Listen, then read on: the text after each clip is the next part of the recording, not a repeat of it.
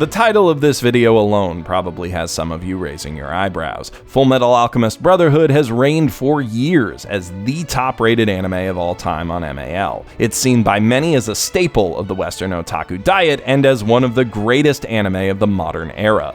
But Brotherhood's not so modern anymore. Last month, the series hit its 10-year anniversary, meaning it's as old now as Digimon Adventure was when it first came out. And given how many new fans have gotten into anime in the decades since, it only makes sense that many of them, even hardcore otaku who've been watching anime since they were kids, just haven't gotten around to it yet. And while it's tempting to shake our withered old fists at these whippersnappers who have no idea what good anime even is, dagnabbit, that's not true, and that kind of gatekeeping snobbery will do very little to convince them to actually watch it. So in light of the discussion we've been having recently about old anime and how the community's changed over the years, I think it's high time I made a spoiler-light case for this classic show as the second entry after Initial D in a new series I'm calling Anime Essentials. And while that title will be a little hyperbolic for most of the shows I talk about in this series, there are few that fit it better than this one.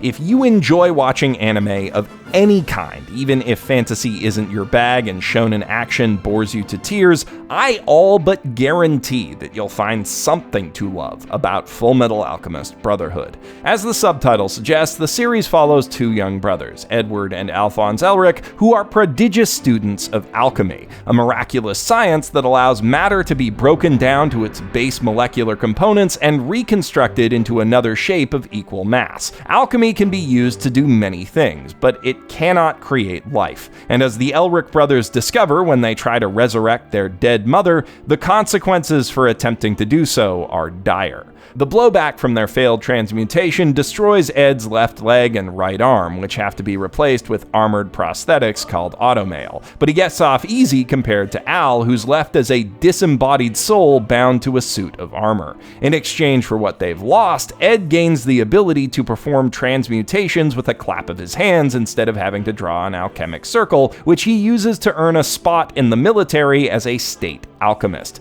In doing so, he turns himself into a living weapon for the vaguely fascist government, but in exchange, he and his brother gain access to military resources, which they can use to pursue the Philosopher's Stone, a legendary object that lets alchemists transmute without restriction, and that the brothers hope is the key to getting their original bodies back. The brothers' pursuit of that goal will see them travel far and wide across the nation of Amestris, pitting them against terrorists, serial killers, and actual literal monsters. And more secrets than just those of the stone lay along their path. But their determination is ironclad, full metal, if you will, and they won't stop until they achieve their goal, even if they have to turn their entire badass steampunk world on its head to do it. That's about all I can say without spoiling things. One of the major themes of the anime is that everything in its world, no matter how small and isolated it may seem, is connected to everything else, and that's reflected brilliantly in its narrative structure. Brotherhood's narrative is a tightly woven web of secrets, conspiracies, and twists that's a delight to watch unravel, and that I really don't want to spoil. Some twists you'll see coming with ease. Others will catch you completely off guard, but if you've managed to make it this long as an anime fan without having them ruined for you, it's worth experiencing them all blind. Speaking as a writer, I sit in awe of what mangaka HIROMU ARAKAWA accomplished here. It's thrilling, thought-provoking, and moving all at once, and it goes by at a breakneck pace, moving from one stunning revelation to the next without stumbling or slowing down. Well, okay, there is one caveat to that statement. The first 13 episodes do feel a bit clumsy and rushed relative to the rest of the show, but there's a good reason for that. This was Bone's second go at adapting the FMA manga. Their first effort came out in 2003, 2 years into the manga's run, and consisted of 37 filler episodes interspersed with 14 semi-faithful adaptations of the manga chapters that were out when it started airing, about a fifth of the total story.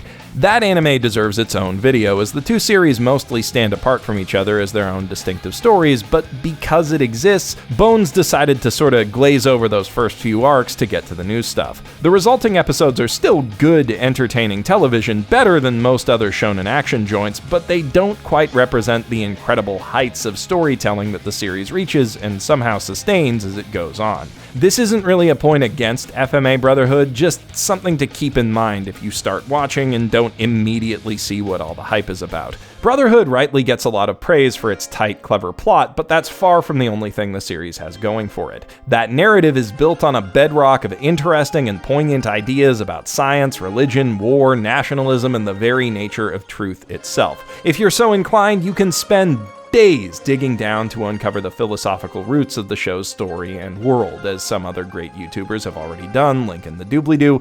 But if you don't feel like engaging with those ideas, you'll have no trouble simply enjoying the ride. All of the concepts that the show juggles are presented in a very accessible manner, and they remain coherent because it ties them to one simple and fundamental core message: that the world is not purely transactional, and that our connection to and mutual support of one another makes it possible for us to achieve things far beyond the scope of conventional knowledge. In keeping with that theme, the show's script also contains a wealth of phenomenal character writing. As you'd expect, the bond and banter between Ed and Al forms the series' backbone. Ed's snarky attitude and short temper contrast nicely with Al's sweet, earnest demeanor. They bicker, as siblings often do, but they also support each other unerringly, and watching them both grow up without ever losing their faith in each other is profoundly heartwarming. They cross paths with a wide variety of colorful characters throughout their journey. Even the bit players from minor side plots feel three-dimensional and have a way of sticking in your mind and popping back up when you least expect them. And beyond all the great extras, the recurring characters rank among my favorites in anime. The brothers' cute childhood friend / tough-as-nails automail mechanic Winry Rockbell is a great foil to both the hard-headed Ed and the soft-spoken Al. She often serves to remind them of the things that really matter in life and help them connect with other people. You can tell she gets her stern demeanor from her pint-sized grandmother, Panako, while Ed's abrasive attitude mirrors that of his and Al's no-nonsense alchemy teacher, Izumi Curtis, whose relationship with her doting husband is #goals. In spite of losing their mother, the boys build themselves a strong found family before the series even begins, and it only grows as their journey continues. This show's cast is massive and packed with lovable personalities well beyond the scope of what I can cover today, though the Elrics do have a few key allies in the military that you should know about before we move on. Most prominent are the gruff but lovable Roy Mustang, his sharp-witted partner and series best girl Riza Hawkeye, best dad Maze Hughes, and your favorite character, Major General Alex Louis Armstrong. These soldiers have vibrant personalities underscored by a certain serious grimness, grimmer for some than others, as though they're all smiling or aggressively flexing through some kind of pain. And as the series goes on, it becomes clear why. They've all seen some shit. Brotherhood has an overall cheery demeanor, but it's not afraid to shine a light on the darker side of humanity and the horrors of war, or to hurt the characters it's so good at making you care for. Even if you've seen the obvious examples of that, which I won't spoil here if you haven't, there's a lot of moments in the show that will still catch you off guard. As unambiguously kick-ass and hype as the series can be, you'd be surprised at just how often it'll have you pretending that you're not crying. Brotherhood also has some of the absolute best villains in anime, period, which is all the more impressive considering the limitations that HIROMU ARAKAWA set for herself in writing them. The series' primary antagonists are a group of 7 inhuman monsters called the homunculi, each of whom represents a pure distillation of one of the 7 vices that rule the human heart: gluttony, lust, envy, greed, that whole bit. Now, you'd think that characters whose entire mindset is defined by a single all-encompassing desire or emotion would be fairly one note, but Arakawa manages to make these villains feel complex and interesting by really digging into how these emotions motivate us. Gluttony, for instance, isn't inherently evil or cruel, just endlessly self-indulgent. Arakawa portrays him as a dim, homicidal Winnie the Pooh who bumbles his way through life thinking of nothing but his next meal and the things that he's been ordered to do before he can eat it. Often that meal is more likely to be a person than honey, but there's rarely malice behind his actions and cannibalism, even if he does throw the occasional petulant temper tantrum. Lust is a great deal more malicious and cunning, though no less self-indulgent. This being a PG-13 anime, they obviously can't go all the way in exploring her particular vice, but they get around that by simply having her take an immense amount of pleasure in every sick and twisted thing she does. Envy's the meanest of the bunch, and also just the worst in general. True to his name, he has literally no positive qualities whatsoever, as it's his fate to envy them in others. He's petty, irritable, impatient, socially inept, and above all else, phenomenally stupid, but he's also pathologically incapable of acknowledging his own faults, which makes it a ton of fun to see him bounce off the rest of the cast and constantly get owned at every turn. In contrast, especially with Envy, it's only natural that Greed, who wants everything for himself, would drift away from the other homunculi in pursuit of his own goals, and it's equally natural that he'd be a lot nicer than all of them. As he's naturally inclined to want everything that he lays eyes on, it only makes sense that he's naturally inclined to like everything as well, including all of the people he meets. So while he'll go to extreme lengths to achieve his ends, he's also genuinely, unambiguously friendly toward everyone who doesn't stand in his way. The remaining 3 sins, and other villains beyond them, are similarly complex and compelling, but I'll leave you to discover them for yourself. Now, the fights against these villains are really something else. After all, this is a Studio Bones joint, one of the few anime studio names that actually means something, and one of fewer that means something good, and moreover, Brotherhood is arguably the show that cemented their reputation for incredible action scenes thanks to a star-studded staff role. The show's animation credits are a who's who of industry legends, from One Punch Man director Shingo Natsume to the man behind like half the best shots in My Hero Academia, Yutaka Nakamura. Click any random name on the show's staff list and you'll find yourself bombarded with a page full of standout shows. These varied and impressive talents were used to their fullest under the brilliant guidance of Chief Animation Director YOSHIMICHI Kameda, who you might also know as the animation director of Mob Psycho 100 Season 2. Yeah. Unsurprisingly, FMA is one of the most gorgeous animated series in existence. Every action scene pops off the screen with a level of polish and energy that most series would be lucky to achieve in a single shot. The impossible magic of transmutations is rendered fully believable thanks to meticulous attention to detail that ensures each one adheres to the laws of equivalent exchange, while the characters fighting around those crazy transforming weapons and environments move with real weight and purpose. In every battle, you get a sense of each character's unique fighting styles and way of thinking. Combatants make clever use of their surroundings and exploit each other's foibles to gain the upper hand, and when the alchemists, especially the Elric brothers and Major Armstrong, are able to fight with their full potential, the show becomes an animator's playground. Fights in this show can be elegant and awe-inspiring or dirty and brutal, but at all times, they are immensely fun.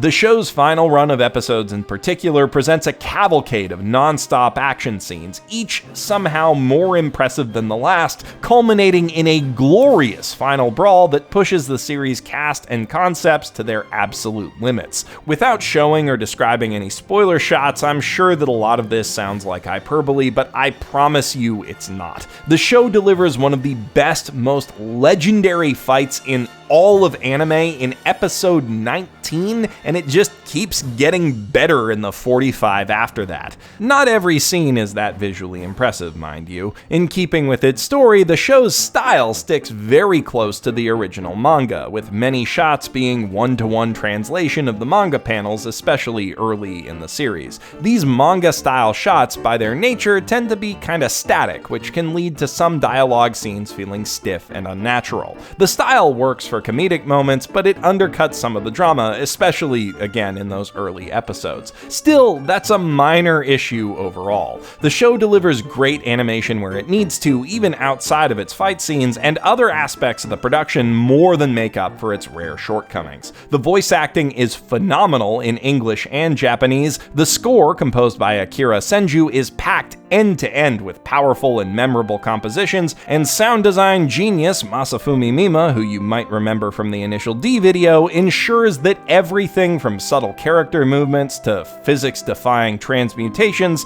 sounds believable. It's easiest for me to gush about the animation, but the work done in every one of these fields deserves its own hour-long video essay. Fullmetal Alchemist Brotherhood is more than just a great story well told and a Sakuga smorgasbord. It's a showcase of immense artistic talent, leaders and legends in every field of anime production working in concert at the top of their game for a straight run of 64 episodes. 63 if you don't count the recap, though I think you should because it still manages to pack some phenomenal animation and direction into its original segments.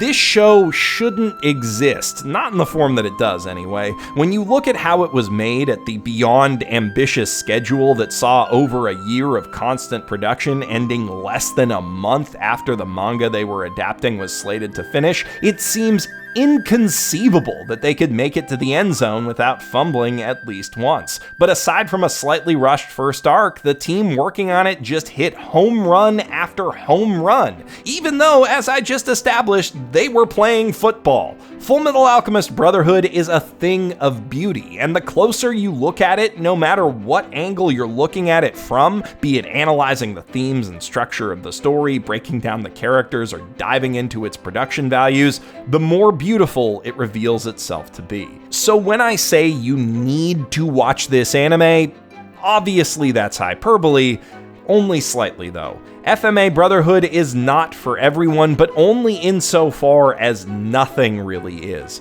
Few anime offer such polished presentation, and fewer still back it up with such a rich, deep, and accessible narrative. If you're interested enough in anime to have stumbled on this video and you haven't seen it yet for whatever reason, you owe it to yourself to give Fullmetal Alchemist Brotherhood a shot as soon as you have time for it. For all the words I've spent on it today, I could still go on for hours finding new things to praise in FMA Brotherhood. Like, I love how every alchemist's attacks represent their own gaudy sense of style, from Armstrong's sculptures of his own rippling muscles to the edgy teenage goth sensibilities of Ed's creations. And it's awesome to see a big-budget mainstream anime deal seriously with the physical and emotional challenges of being or becoming disabled. Also, no, I really have to stop myself before this gets too long. If you're interested enough in anime to have stumbled on this video and you haven't seen it yet, you owe it to yourself and nobody else to give Fullmetal Alchemist Brotherhood a shot. Not every classic anime fully lives up to the hype, especially when the hype is this high, but Brotherhood really does. I promise you it is worth making the time to see it. If you'd like to watch it right now, you can click the link in the doobly-doo to catch the whole series dubbed and subbed on this video's sponsor, Crunchyroll. Crunchyroll, if you somehow don't know already, is an anime streaming platform where you can watch hundreds of great shows stretching back through the decades, as well as new series broadcast with English subtitles right as they air in Japan. From just this current season, they've got a ton of great shows like Attack on Titan, JoJo's Bizarre Adventure, Demon Slayer, Bokuben, Hitori Bochi, and Fruits Basket. And they're constantly adding new classics to their backlog as well. Just recently, they picked up Kimagure Orange Road, Honey and Clover, and Kaiba, among others, and they've got a treasure trove of other great shows waiting for you to explore if you're so inclined. And no matter how you want to watch your anime, be it on your favorite game console, your phone, your smart TV, or your computer, Crunchyroll has you covered. You can head to crunchyroll.com/basement to get a 14-day free trial today, which is plenty of time to binge your way through Brotherhood and see for yourself why they're the industry leader in anime streaming. Before you click that link, let me know in the comments below what other classic anime you'd like to see me shine a spotlight on, and which of the many great characters in FMA Brotherhood is your favorite. And while you're down there, you see the buttons, you know what to do. I'm Geoff Thew, professional shitbag, signing out from my mother's basement.